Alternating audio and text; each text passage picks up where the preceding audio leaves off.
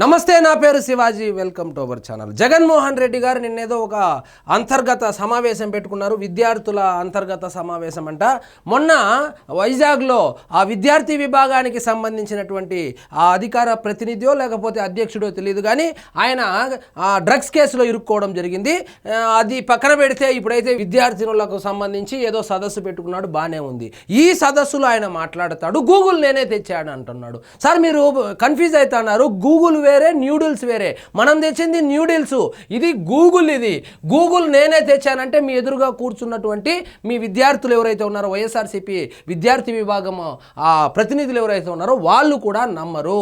ఈయన అంటాడు గూగుల్ని నేనే తెచ్చాను, చంద్రబాబు నాయుడు క్రెడిట్ కొట్టేశాడు అని. సింగపూర్ నుంచి నేను, పేర్ని నాని, కొడాలి నాని, వల్లభనేని వంశీ వీళ్ళంతా కేబుల్స్ వేసాము, అంబటి రాంబాబు మాకు హెల్ప్ చేశాడు, మేము కేబుల్ వేసుకొని వస్తే ఈయన వచ్చి ఇప్పుడు క్రెడిట్ కొట్టేసినాడు అని చెప్తున్నాడు. ఏం మాట్లాడుతున్నారో అర్థమవుతుందా సార్ మీకు? మీరు గూగుల్ తేవడమేం సార్? మీరు తెచ్చింది న్యూడిల్స్ బండ్లు, ఫిష్ మార్ట్లు, మటన్ మార్ట్లు, చికెన్ పకోడీ షాపులు, ఇవి మనం తెచ్చింది. మనం గూగుల్ తెచ్చినామంటే మనోళ్ళు కూడా నమ్మరు. సో అది పక్కన పెడితే క్రెడిట్ చంద్రబాబు కొట్టేశారంట. ఈయన తెచ్చిన దానికి క్రెడిట్ చంద్రబాబు నాయుడు కొట్టేసినాడని చెప్తున్నాడు. 2022లోనే అగ్రిమెంట్ చేశాం. 2022లో అగ్రిమెంట్ చేస్తే నువ్వు 2024 వరకు నువ్వే కదా ముఖ్యమంత్రిగా ఉండింది. మరి ఆ 2 సంవత్సరాలు ఏం చేస్తా ఉంటివి? అగ్రిమెంట్కి ఏమన్నా వ్యాలిడిటీ చంద్రబాబు నాయుడు ముఖ్యమంత్రి అయినాక చేసుకోమని ఏమన్నా రాసి పెట్టినావా దాంట్లో ఏమన్నా? కాబట్టి నోటికి ఏదొస్తే అది. ఈయనే గూగుల్ డేటా సెంటర్ వస్తే అక్కడ భూగర్భ జలాలు ఎండిపోతాయి, పక్షులు చచ్చిపోతాయి, జంతువులు చచ్చిపోతాయి, అక్కడ భూకంపం వస్తుంది అని చెప్పి ఈయనే ఒకవైపు ప్రచారం చేపిస్తాడు. ఇంకొక వైపు ఆ పెద్ద పెద్ద సంస్థలు వస్తే ఏమి ఎక్కువ ఉద్యోగాలు రావు, చిన్న చిన్న సంస్థలు అంటే న్యూడిల్ బండ్లు, ఈ చికెన్ పకోడీ సెంటర్లు, ఫిష్ మార్ట్లు ఇలాంటివి వస్తేనే ఎక్కువ ఉద్యోగ అవకాశాలు వస్తుందని ఈయనే చెప్తాడు. అదే నోటితో ఇక్కడ వచ్చి గూగుల్ నేనే తెచ్చాను, క్రెడిట్ మాత్రం చంద్రబాబు నాయుడు కొట్టేసినాడు అని చెప్తాడు అనమాట.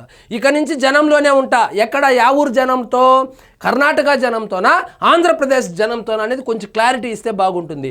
ఇప్పుడు మీరేం గుండె మీద చేయి వేసుకొని చెప్పండి సార్. దాదాపుగా మీరు ఓడిపోయి 18 నెలలు కావస్తుంది. ఈ 18 నెలల్లో కనీసం 18 రోజులైనా మీరు ఆంధ్రప్రదేశ్లో ఉన్నారా? ఎట్లా నమ్మమంటారు ఇకనైనా మీరు ఆంధ్రప్రదేశ్లో ఉంటారని? కాబట్టి ఏదో ఒకటి మీటింగ్ పెట్టినాం కదా, ఏదో ఒకటి మాట్లాడాలి కదా అని చెప్పి మాట్లాడడం తప్పితే ఇందులో నాకేం కనపడడం లేదు. ఇక నుంచి జనంలోనే ఉంటా. కూటమిపై రోజు పోరాటమే. వాళ్ళు కూడా అదే అడుగుతుంది. మహాప్రభు అసెంబ్లీకి రా, రోజు పోరాటం చేయి మా మీద, పోరాటం చేస్తే మా మీద ప్రెజర్ పెట్టేనే వాళ్ళు కూడా అడుగుతా ఉండేది. పోరాటం ఎక్కడ చేయాలా? అసెంబ్లీలో చేయాలా? నీ ఆరాటం తప్పితే బయట పోరాటం చేస్తే నువ్వు చేస్తాండేది బయట పోరాటం కాదు, బయట బల ప్రదర్శన చేస్తున్నావు, జన సమీకరణ చేసుకుంటున్నావు. అక్కడ జరగరానిది ఏమైనా జరిగితే, ఇప్పుడు మన కరూరులో, పక్క రాష్ట్రం కరూరులో 40 మంది చనిపోయారు సార్. ఆ విధంగా జన సమీకరణ బల ప్రదర్శనకు దిగే అక్కడ చనిపోయింది. అదే ఫార్మేట్ మీరు కూడా ఫాలో అవుతున్నారు. మీకు పనిచేసిన వాళ్ళే అంటే అక్కడ కూడా పనిచేస్తుండేది. మరి విద్యార్థి సంఘాలే కీలకం. అధికారంలో ఉన్నప్పుడు విద్యార్థి సంఘాలు గుర్తు రాలేదు, రైతు సంఘాలు గుర్తు రాలేదు, మహిళా సంఘాలు గుర్తు రాలేదు. ఇప్పుడు ఓడిపోయిన తర్వాత విద్యార్థి సంఘాలు గుర్తుకొచ్చిందంట. మీరు డిసైడ్ చేసిన వారే సీఎం. అవును, వాళ్ళు డిసైడ్ చేస్తేనే చంద్రబాబు నాయుడు సీఎం అయినాడు. YCP chief Jagan comments. YCP chief Jagan కీలక వ్యాఖ్యలు చేశారు. పార్టీని గ్రామ స్థాయి నుంచి బలోపేతం దిశగా వ్యూహాలు అమలు చేస్తుందన్నారు. పార్టీ పెట్టి ఎన్ని సంవత్సరాలు అవుతుంది? మీరు ఒకానొక సమయంలో పవన్ కళ్యాణ్ గారిని ఏమన్నారు? ఆయన పార్టీ పెట్టి 10 సంవత్సరాలు అయింది. గ్రామ స్థాయిలో కావచ్చు, పంచాయతీ స్థాయిలో కావచ్చు, మండల స్థాయిలో కావచ్చు, కనీసం జెండా పట్టే కార్యకర్త కూడా లేదని కామెంట్ చేసింది మీరే కదా. మరి మీకు గ్రామ స్థాయిలో అంత పటిష్టంగా ఉందని చెప్పుకునే మీరు ఇప్పుడు పటిష్టం చేయడం ఏంది? ఎన్ని సంవత్సరాలు అయింది మీరు పార్టీ పెట్టి? 5 సంవత్సరాలు ముఖ్యమంత్రిగా చేసి దాదాపు 1.5 దశాబ్దంగా పార్టీని నడుపుతున్న మీరు ఇంకా పార్టీ బలోపేతమే చేస్తూ ఉంటే మళ్ళీ ఇంకొకసారి ముఖ్యమంత్రి ఎప్పుడు అవుతారో మరి నాకైతే అర్థం కావడం లేదు. ఇందులో భాగంగా అనుబంధ సంఘ నేతలకు ఎన్ని రోజు చెప్పేదే చెప్తా ఉంటాడు. నేను చెప్తే మళ్ళా మీకు టైం వేస్ట్. మొత్తానికి అంట ఫీజు బకాయిలు ఎవరు పెట్టిపోయింది? ఫీజు బకాయిలు పెట్టిపోయిందే మీరు కదా. ఫీజు బకాయిలు మెడికల్ కాలేజీల విషయంలో పోరాటానికి సిద్ధం కావాలని పిలుపునిచ్చారు. పిలుపు మాత్రమే జగన్మోహన్ రెడ్డి గారు ఇస్తారు. పిలుపునిస్తారు, అక్కడి నుంచి హెలికాప్టర్ వేసుకొని యలహంకకి వెళ్ళిపోతారు. ఆయన పిలుపునిస్తే వీళ్ళు ఇక్కడ వచ్చిందనే రోడ్ల మీదకి వచ్చి కేసులు పెట్టించుకొని గొడవలు పడాలన్నమాట. సో ఈయన వ్యవహారం తెలిసే ఈయన ఏ పిలుపునిచ్చినా కూడా 175 నియోజకవర్గాల్లో వైఎస్ఆర్సీపీ పార్టీకి సంబంధించినటువంటి ఇన్ఛార్జీలు కావచ్చు, నాయకులు కావచ్చు, కనీసం పాల్గొనడం కూడా లేదు. అదేదో రైతు దీక్ష అన్నాడు, అట్ర ఫ్లాప్ అయింది. ఆ మెడికల్ కాలేజీలు ముట్టడించండి, అక్కడికి వెళ్ళి జనాలకు చూపించండి, ఇట్లా చూసి ఇట్లా అనండి అన్నాడు. ఈయన ఒకడే అన్నాడు, ఇంకెవరు అనలేదు అక్కడ. కాబట్టి మీరు మీ పిలుపు తెలుసు, మీరు ఎంత మాత్రం జనాల్లో ఉంటారని మాకన్నా మీ క్యాడర్కు, మీ నాయకులకు తెలుసు. కాబట్టే వాళ్ళు మిమ్మల్ని సీరియస్గా తీసుకోవడం లేదు కాబట్టే మీరు ఇక్కడికి రావడం లేదు. సార్ మీకు ఒక సలహా ఇస్తాను చూడండి, ఒక్కసారి ఆత్మ పరిశీలన చేసుకోండి. మీ 175 నియోజకవర్గాల్లో మీరు నియమించినటువంటి ఇన్ఛార్జులు నియోజకవర్గ ప్రజలకు అందుబాటులో ఉంటున్నారా?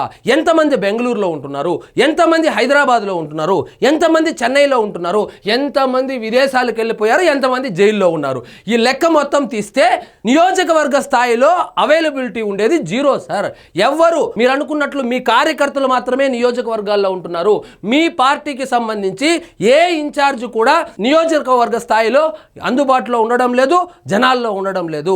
కాబట్టి మీరేదో వచ్చారు కాబట్టి ఏదో మీటింగ్ పెట్టారు, వాళ్ళకంతా టీ బిస్కెట్లు బొక్క తప్పితే ఇంకేమీ లేదు. దీనివల్ల ఈయనంటే జనాలకి అందుబాటులో ఉంటాడంట, జనాల్లోనే ఉంటాడంట. మరి చూద్దాం ఏమన్నాడు.